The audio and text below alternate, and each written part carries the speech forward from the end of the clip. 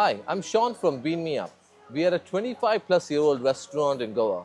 Over the years, I've met some interesting people doing some amazing things.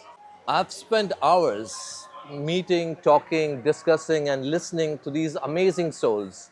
And this has led me to do this podcast. Today, we have with us a very special person, Neha Mundhra. Neha, and now I know Neha for a long time because we have been friends, we have a lot of common friends, and we have one very, very special thing in common.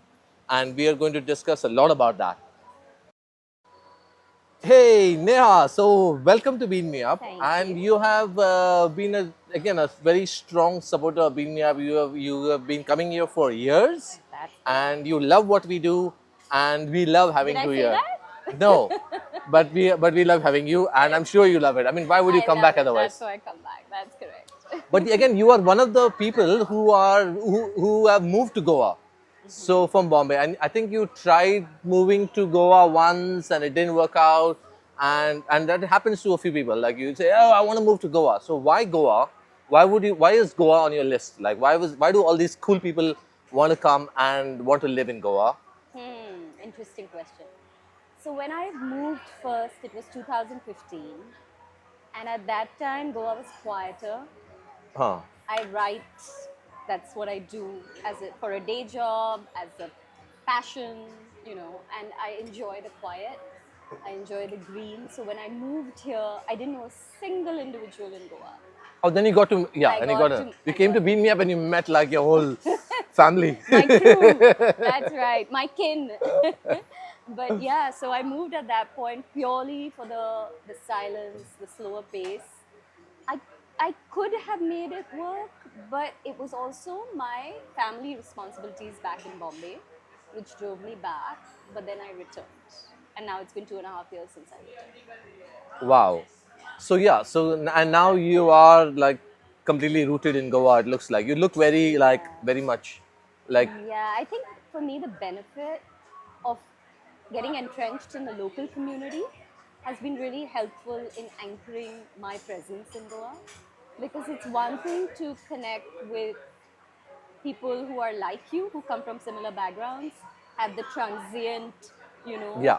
That's a very interesting nature. take on that. Yeah, Yeah, but the but local, I yeah, think it yeah, yeah. really it Wow, really helps feel like you're part of the community.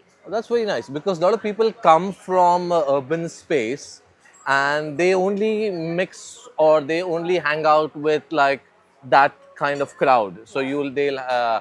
they will socialize with that crowd there and they marginalize the regular people who are actually the people living in Goa. And probably you can if you ask them how many people they know that are Goan, it'll probably be the people who work around them or they're taxi drivers and people who run errands for them, Yeah, but they don't have friends who are absolutely. living from here. Absolutely. But yeah, but I think it's very thoughtful that you actually have decided to actually be a part of Yeah. or engage yourself with the community.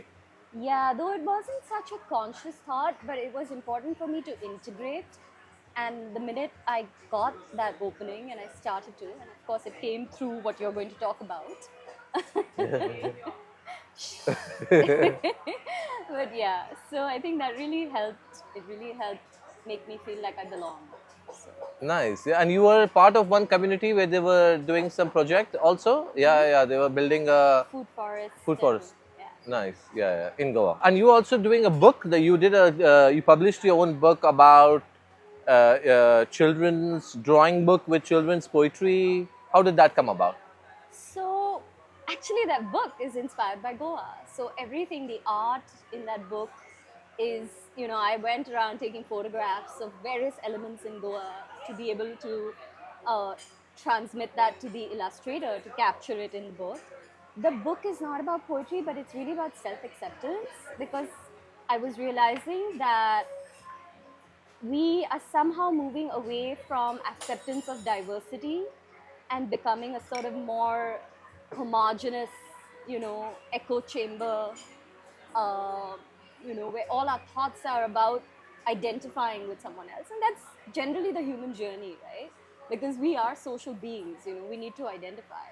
But the acceptance of diversity was very important for me as a person, and I wanted And I really hope that someone would have told me about this as a child. Like, why do we talk down to children? Why don't we talk to them about stuff in simpler ways that they will face later on in life, right? Or that they need to consider to develop deeper interpersonal relationships. You have children now, so I don't know if you question that, but for me, that was a very important question. Growing up, I always wanted to know about death and about things like that, but it was always made It is into something. pushed under the rug, like Yeah, either because I that. think they feel you're not ready for that kind of conversations. Yeah, and I wish that someone would talk to me about all those things. So I wanted to talk to children. In fact, there's a really beautiful children's book written by a Scandinavian writer and artist. It's called Cry Heart But Never Break. And it's about death. And I was so grateful to him for addressing it so sensitively for children. So it's really about crying but never breaking, right? Because this is life. Nice. It is life. So my book is about self-acceptance, and it's based in Goa, and it was produced. Sorry, I need to say this. And it Yeah. was produced. You don't. Yeah, I think you're being very with- apologetic. You shouldn't. It Yeah. was produced with a lot of love and integrity for the planet, because we had people with spinal disabilities hand bind it with recycled cotton thread. So it's like waste cotton that is Wow. converted into thread. Like we used an old Japanese method of binding called double line binding or something of that sort. Sorry, I can't exactly remember. So you put a because that lot was of years. effort to make this Yeah, happen, yeah, yeah. and you Consumer published it based. yourself also. Wow. So that must have been very hectic to That like. was that was 2.5 years. I remember I would literally, like, there was this gentleman who was a PhD in pigments, and I would just stalk him because I was like, I need to figure out how to make my ink non-volatile. Like, how do I make it organic? How do I make it friendly? Because at that time in 2017, Because it's very toxic. Yeah. I mean, yeah, there are even the soy-based inks have petroleum, an element or a composition of petroleum in it, and that makes it terrible for the planet when they kind of dry. And especially with the children, if they are like chewing on it or like That whatever, too, they are like doing that anything too. with it. Yeah. Because they're volatile organic compounds in our inks that get released, and we don't think about it, right? We're constantly writing, reading, printing, all of that. Wow. So it is so thoughtful of you. Yeah, it was great. And if anybody wants to get their hands on this book, what do they do? Is it there We at used to Bean Me sell Up? it, Bean Me Up, but now we are sold out. Woo! Yeah. So Well- where can they get this book? Well, you have to look me up on Google. I have a little web page. You can write to me. It's Cool. old We'll put school give us the method. link and we'll put it down in the YouTube video. Awesome. So they can click on the link and stalk you and find you where you are in Goa, probably meditating in some cave. Why not? I like the thought. Or maybe sitting at Bean Me Up, sipping on juice. that too. Yeah. Both are good thoughts. Cool. Yeah. So now let's come to the most important part of why we are such good Connected. friends, why we are connected, is because we both have the similar journey. My journey has changed my life. We are talking about meditation and a particular kind of meditation, which is Vipassana meditation. Now, a lot of people have a lot of different experiences or have different idea of what it entails. A lot of people are just plain scared just by listening to the word Vipassana, because I talk a lot about it and I meet a lot of people on a daily basis. So when I say Vipassana and things like that, because I promote it, I want people to transform because it does transform my life. But a lot of people, you can feel that they're like, oh, you have to do all of this. The 5 precepts that they have to follow is like this very big hurdle for them. Yeah. So anyway, let's start with how did you stumble? Is that if that's the right way to say it? How did you stumble across Vipassana, and how did that whole thing manifest to change your life to be the Neha that you are today? That's interesting. Wow. So I was about 16 or 17 when I started trekking in the mountains in the Himalayas, and the proximity with nature at that level, where I used to do very intense treks. So where you have to sign indemnity waivers Yeah. that if you die, it's not the responsibility of the trekkers. So obviously we were going on scaling heights, and it was pristine. In India. In India. North Himalayas. India, Himalaya. Yeah, North India. Mostly in the Uttarakhand side. Some beautiful treks. I've done Rupkund, Mm, which was beautiful. And there was so, so much of snow when I was there. Wow, it was right. crazy, scary. Yeah, so it was so pristine, and I think the concept of meditation got introduced to me at that point. Because I would read about, then I would start reading books, and I started reading about yogis in the Himalayas, also coming across people talking about meditation, all these treks, and I really wanted to learn meditation. It just sounded like something that I was gravitating towards, you know. But and I did scour like that area for meditation teachers along with other people who were, you know, accompanying me or I was accompanying them on treks. But it did not happen. I found a lot of meditation teachers up in the mountains and in the plains, but none of their teachings resonated deeply with me, because there was always something which made their method superior to the method of someone else. That's the that's what they were transmitting to me through what they were sharing, you know. So it Or was like this competitive kind of way of doing meditation.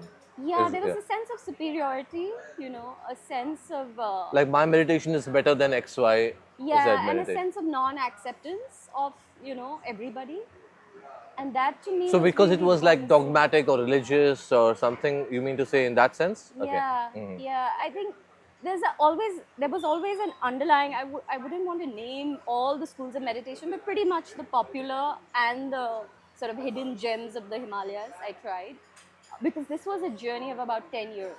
So from 16 to 17 till I came to Vipassana at about 27. Just before I turned 27, I came upon Vipassana. So I was quite dejected because I was like, okay, this meditation stuff is not really happening, because I mean, how can you discriminate between one and the other? You know, it has to be inclusive. It has to be more. There has to be more love. There has to be more anchoring. Like, why do I have to have dependencies on others to create a healthier me? You know. So then when I came back, a friend had just done Vipassana.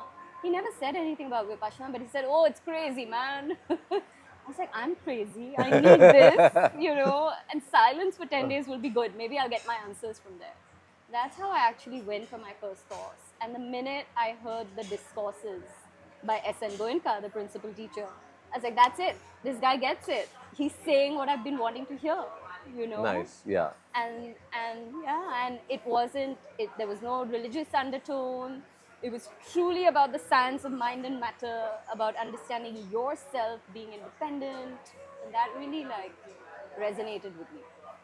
So, and I never stopped Wow. since Yeah, I then. was just about to say, and then there was no looking back No probably. looking back. So you have so tell us in short, what does, like, for those of you who are, for those people who are curious about Vipassana meditation, why is it, like you have said, it is different from other meditations, and you feel, but what are the other aspects of this meditation? Like, do they have to be a part of it, or what?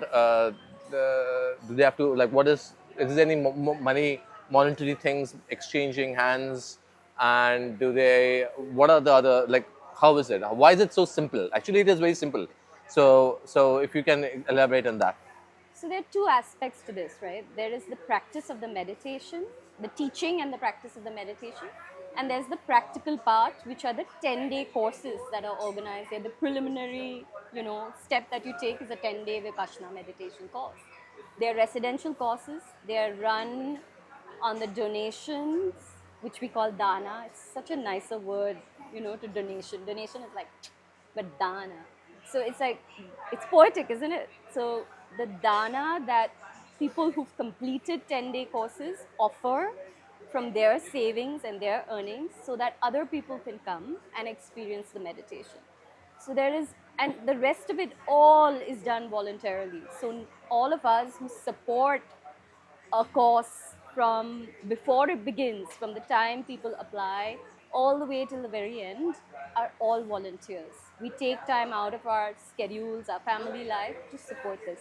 And I think that is it keeps the purity, to be honest, Yes. because though Vipassana is an institution, it's not a singular institution run by a centralized body. You know, there's a decentralization, there's a giving back, there's a carrying forward, and these things are really important in keeping the essence of Vipassana alive, because none of us are important enough to be invincible in this process, but all of us are participating in it. You know, it's like some people say it's the hundreds of hands of Dhamma. Dhamma is the word which is used for what we are learning, which is the laws of nature that take place within us, that we understand through our very being, and they are the laws that are pervasive. So Amazing. And where are these Vipassana centers? Now, let's say somebody who's watching this video and they are somewhere in Australia or they are in some Scandinavia or anywhere else, let's say, sure. and they're saying like now we have to go to India or we have to ask Neha like where in Goa we have to do this Vipassana. So Sure. where can they do this Vipassana courses? So there, I mean, as of now, there are, I think, almost 250 centers across the globe. I have been to a center in Brazil, in like the mountains of Rio de Janeiro, to, you know, places, I mean, other people have been, but I haven't. In Europe, like in France, in Toronto, you know, in Canada. Of course, Southeast Asia, South Asia, Sri Lanka. India has multiple centers all across. So Yes. I did my first Vipassana in Dhammagiri, which is the first center that was open in India, I think, in this place, Igatpuri. Igatpuri. Yes. And this was in 2006, I think. I was really mentally, like, again, I was searching for something. I think at some stage in our lives, we all are that we are looking for something. We don't know what we are looking for, but we are looking for something that can calm our mind or looking for some answers. And I was looking for something. I was on this journey seeking some knowledge and seeking some insight and trying to understand all these questions that were brewing in my head. And I came across this. Who told you about it? The internet told me about it because So I you was didn't like, have a Sean coming to your table and saying, "Hey, have you heard of Vipassana?" no, but now I do that. So No, it's awesome. yeah. So I was in America at that time, and I was like quite frustrated with like my work, and it was fun. It was monetarily it was very good, but there was no satisfaction of like mental satisfaction in my head. So I was coming to India on a holiday, and I was thinking like, hey, maybe I should do something different, because India is known to be the land of the sages and people from. So India has transformed so many lives, and I was born here. Like I should be able to find the answers to my questions more easier than anybody else, because people from all around. The Beatles came to India, That's true. and who have you? They have come to India and found all these answers. They're like, I'm Indian. I need to find the answers also. So I was looking of where to find these answers, and one of the options that came up was this Vipassana, and I was reading through it, and I was like, wow, this sounds like so much fun. 10 days of not talking, I love it. And 10 days of like no eye contact, and 10 days of eating just wholesome, delicious vegetarian food. Sign me up, So you were already into this kind of food Yeah. at that point. So yeah. So your journey with vegan cuisine, when did it begin? About 20 years ago, I Before think. Vipassana? Before Vipassana, yeah. So I've been I've been plant-based now for about 20 plus years. Yeah, of which I've been in Goa for what almost close to 15 years now. So this was way back in 2006. So I came and I applied to do this Vipassana course in this Dhammagiri center, and I was accepted. And I've been told now it is very difficult to get. Impossible almost. It's almost impossible to get a You have seat to there. Huh? really line up. And, Wow. Yeah. So I was a lucky one. I got to. We were just at the right time. Even I did my course at that time, and it was easy at that time because there were less people doing Vipassana. Now there are more and more, which is a great thing, and that's why the centers have increased all Nice. across. But yeah. Yeah, so I felt very happy. So I did the course and I had a mixed feeling after I did the course. Because I had to go back then and I went back to my regular lifestyle, of course. And I did try meditating. It opened up several avenues and it did change a lot. It was just something changed within me. And I started to ask more questions, but this time I had the answers to my questions kind of thing, Nice. you know. Nice. So, so I went back and then I decided to give myself some time and to see if there's some change happening. If not, I want to discontinue with my career and dedicate myself to what I'm truly passionate about. Which And was which at was that about point? serving wholesome food to Ah, people. so you So already knew that at I that used to be a photographer in my I past life. remember, Yeah. So after I did my Vipassana, things became more clear to me, saying like, hey, I can do something that I enjoy doing, but at the same time, there are a lot of hurdles, and there was a big transition happening in photography at that time from film to digital. And a lot to do. So I was like, yeah, it's all fun, but I like the whole part of shooting a image on a black and white film and then going into the dark room and like developing the film and then putting it in my enlarger and getting a nice matte grainy paper, putting it in there and with a red light on and then putting it and that was my joy of photography. Did you have And your own studio or did you yeah, go yeah, to yeah. a I had my rented own studio. Yeah. At home, even before I had my own studio since I was 15 years old in my house. So it I was made in my a own way your dark room. passion. Huh? Photography was in a way your passion. It was my passion. Yeah. But serving But wholesome food was also a passion. yeah, so like how you said now, seva. So I wanted to do more of seva. Okay, I wanted to do. It was more about activism for me. I was also an activist at that point. Now it was getting like all these things were happening. So I realized then, as an activist, it's more like I'm the speaker in this podcast now. No, it's great. See, you're getting his story as well as mine, right? That's good.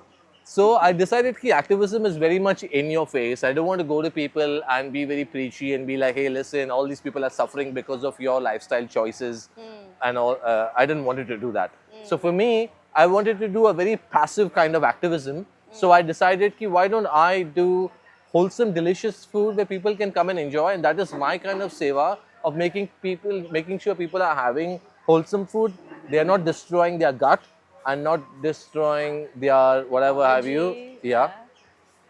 and not and nobody is suffering and dying because of for their meals. So I thought about this very carefully and I put it in, like, made a whole decision to, like, this is what I'm going to do, and I started that journey. This is a whole different journey.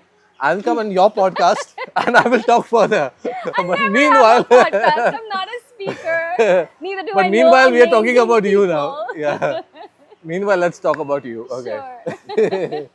Though I had a question, but yeah, we'll save it. So yeah, and that's what I love about Vipassana is also you like to we have to do seva, and I was talking to you a few weeks ago also. I would love to participate as a sevak and do. Because I was in Amritsar also. Now again I'm talking, but anyway, this is one of the See, things I he's wanted more to do was interesting than I am. So go that's to the Golden Temple and do seva over there, which it was one of the things on my checklist to do. Nice. And I did that, and it was such an amazing feeling when Nice. you are like volunteering and when you are, when it is just a beautiful, and when you're giving, it is a selflessly, that is the best feeling you can have. Your dopamine levels are just boom, through the roof. You're so right Because, about that. yeah, so any of you who are like, Low on dopamine, go serve. Give back to society. Exactly. Just go out there and do something, do some seva, do some karma yoga. There are many ways of saying what it is.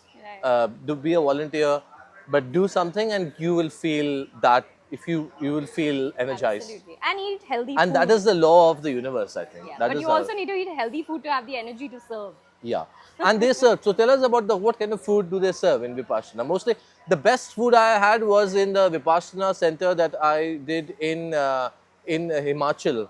There's one in Dharamsala, Dharamkot. Even I sat my class there. Yeah, It was really good food. The food is amazing because you have all the sevaks Yeah. who are actually cooking the food and this Cooking. pahadi food. Oh, yummy. Nepalese, and you also have the foreigners who come there and they volunteer to cook in the kitchen. And So- yeah.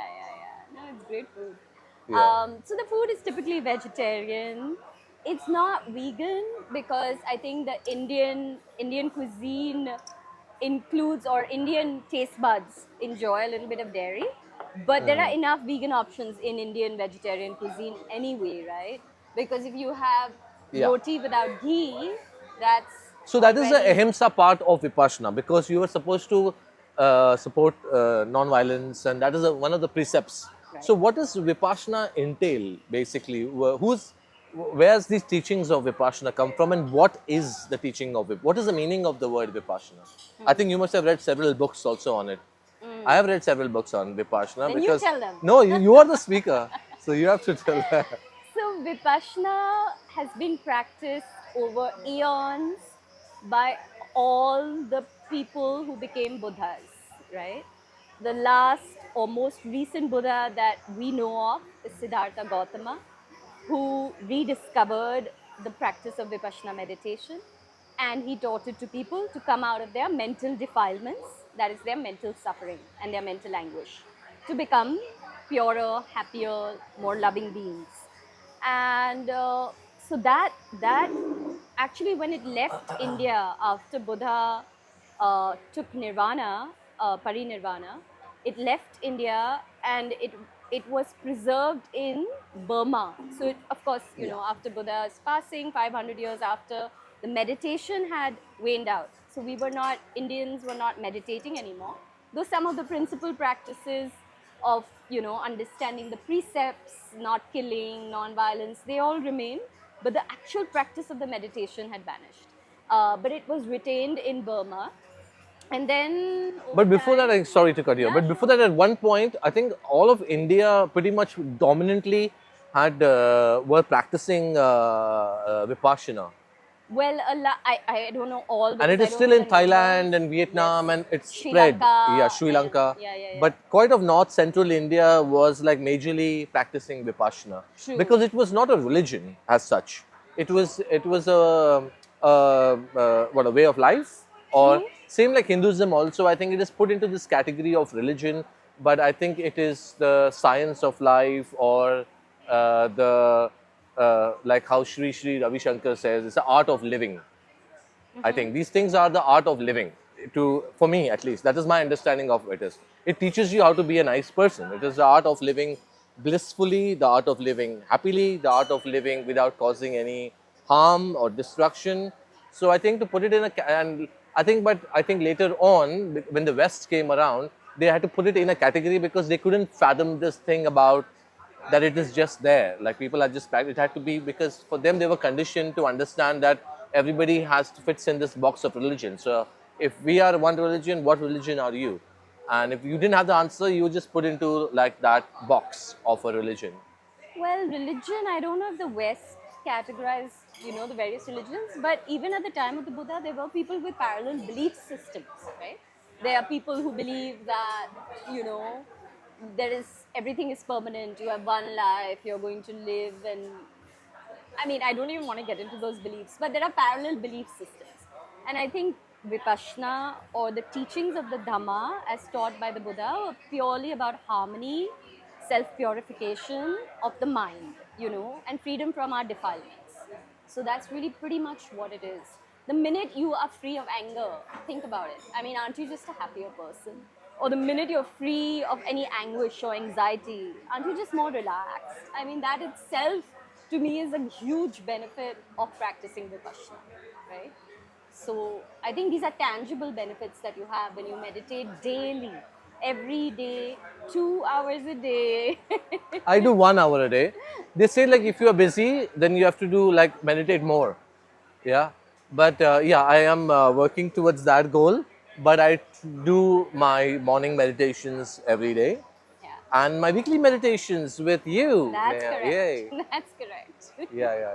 Nice. So yeah. So it's a very, and it's Goa has got a very strong Vipassana community. I think there's a weekly we do a weekly meditation. In various People parts of meet. Goa. Yeah. And yeah, and I'm speaking about it to many people when I'm here. But a lot of people have like this thing about why are people afraid of being in a place where they can't talk. I don't like. Why do you think that is? I mean, Or is it just an excuse because they are just scared that they will have to be in the? It is just their body rejecting. It's like mind rejecting more mind than rejecting. anything else. Yeah, yeah. Yeah, I think from the little bit that I have spoken to people, I have understood that it's an inner anxiety, that you do not want to go deeper into yourself. You don't want to have to take responsibility and hold agency, right? Because it's always easier to put it out there onto something else, onto someone else. And that silence is just going to really take you deeper into yourself. But you know the most beautiful thing, Sean? So S.N. Goenka, who's the principal teacher of Vipassana, he says something and he says, in Hindi, Buddha Mahamoni the, unka man maun tha. So it's like speech, silence of the speech is just the very basic requirement to actually be able to go deeper into yourself. But when the mind becomes silent, that point, the awareness, the understanding, the love that arises is stupendous. But to get to that, there's a whole lot of work we have to do, right? We have to go through the noise to get to the silence. You can't just cut out the noise. There are those sound, yeah, Sound cancellation like these microphones. Right. So that doesn't happen. Nice. So you have done a Ultra Pro Max version of the Vipassana. Neha, you have done. Most people do a 10-day, and the 10-day itself is like, whoa. You have done a 30-day Vipassana course. That's right. Tell us about it. So in a 10-day course, they're like building blocks given to you, or a puzzle. So you start with a 20-piece puzzle, you go up a little, and you're then building a 100-piece puzzle. That's how SN Goenka supports it. So there's continuous support through instructions, through walking ahead in the process, assistant teachers supporting you with your understanding, comprehension of the method. But by the time you're ready to sit a 30-day, because you have to sit multiple 10-day courses, serve, practice daily for 2 years, all of that before you get to a 30-day. So when you do get to a 30-day, you're independent. Goenkaji expects you to know what you're supposed to do. So out of a 12-hour day of meditation, the only time you are sitting together in a group is 1 hour in the evening. And then you have the discourse. And no other instructions throughout the day. The assistant teacher is available if you need to go and talk to them. But in a 30-day period, they meet you only twice. And how many hours do you typically meditate? Your day starts at 4 in the morning? Yeah. It begins at 4:30, the meditation. Yeah. And you end at 9. Of course, you have your lunch break and your breakfast break. But I think about 10 or 11 hours is meditation. You're meditating. And you are in your cell or Yeah. you choose- get an individual cell or a cave kind of a place. Absolutely. In a pagoda. In a You're doing in a pagoda. Okay. So you're in a pagoda, which is a kind of a monastery kind of a thing. Structure, like a little dome thing. Yeah. And you're sitting in there and you're meditating for 12 hours. Wow. Yeah. I mean, so you when you can come out of choose- there, you probably must be feeling every cell in your body must be like boom, boom, boom, vibrating. Yeah, I mean, you are definitely very, very sensitive, And then you come out and then, when I came out with my first Vipassana, I was feeling like a lot of talk that we do is so unnecessary. That we are just talking, just rambling. This is unnecessarily. Are we rambling? But I think this is quite informative right now for anybody who's interested to know what it is. But I was thinking, why do we can just minimize the talk and that will give us more energy and your mind just goes into all these different directions and you start to think about these things which you would normally not think about. Also, the thing is, we assume that speech is what helps us connect with each other. And that's why we talk more, right? One is, it becomes a habit. And then it also becomes like rambling, like you said, because we like the sound of our own voice. But when we realize that what connects human beings is something below that speech, Today you can be telling me the best things in the world, but if that something below is not connecting us, I'm not going to come back to you, But with someone, I mean, people can talk about it from a biochemistry process of, whatever it is, right? But I think the underlying communication that's happening below the speech is what's important, and we get to that when we reduce our use of words. So And we often. have all the other senses also. So everything is so highlighted, like after, because you are not using one of your senses, which is your speech. So Absolutely. your other senses Yeah. are You highlighted. remember coming out of a course and suddenly all the colors being so much more vibrant, Yeah, yeah. shapes and structures are so much more alive. It's like one of the things, like you come out of a cell and your eyes, because of the light that suddenly enters, one, they take adjusting, but because you've like kind of quietened that sense, it's so much more Yeah. receptive. And because of Vipassana, because of this meditation or Anapana, which makes you, which is a part of Concentrated. this, your mind is so concentrated and it is so calm because you are not hearing the sound of cars or honking or people just talking in the background or music or what have you. You're not in front of your computer or you're not even reading a book in these 10 days. Your mind is so sharp.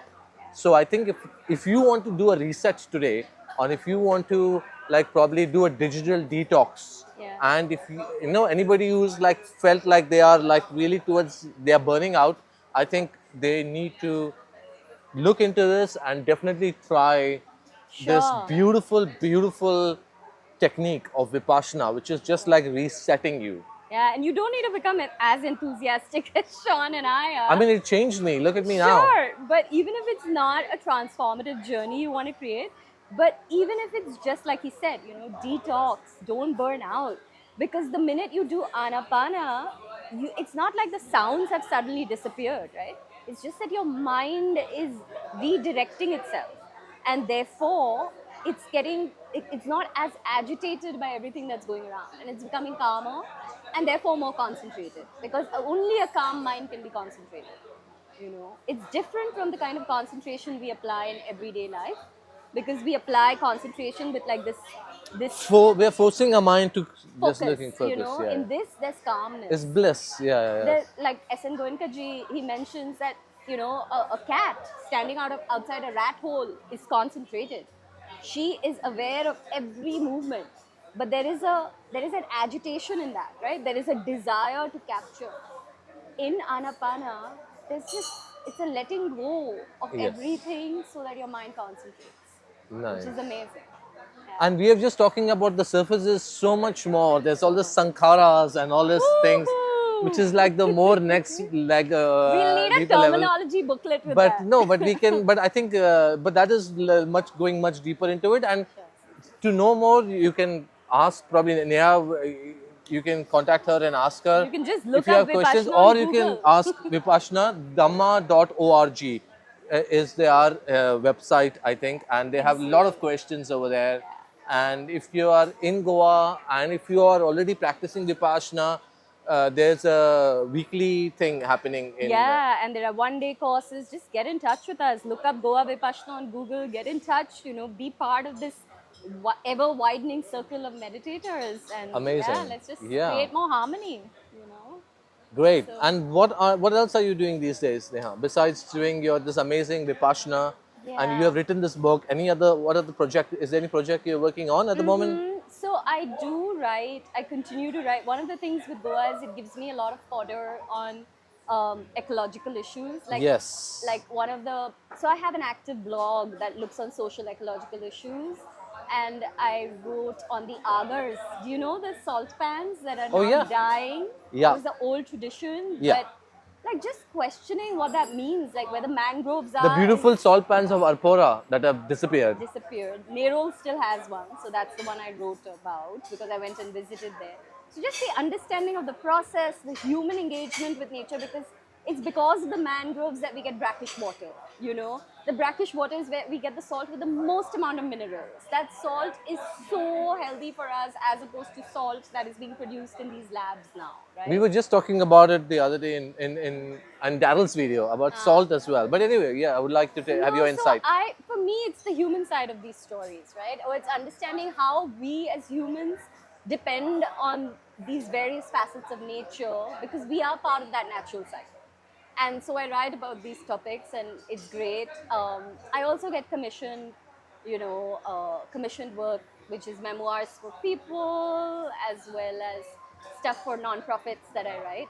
But more from a passion side, I work on these kind of stories. I work on stories for children about kindness through like endangered species and actual like extinct issues that we have, which are occurring right now with endangerment and stuff. So I Yes. research those and I create stories about all Wow. this. Yeah. Thank you so much, Neha, Thank for you. coming and talking to us. Thank you. And thank you for being a part of this Bean Me Up family and supporting us. Yes. And hope to see you in your regular Vipassana meditation. And You. yeah, Thanks for listening. Thanks for yay, the incredible juice yay. And we and have the some food at interesting more Binia. food coming as well. Yes. Yes. Thank you.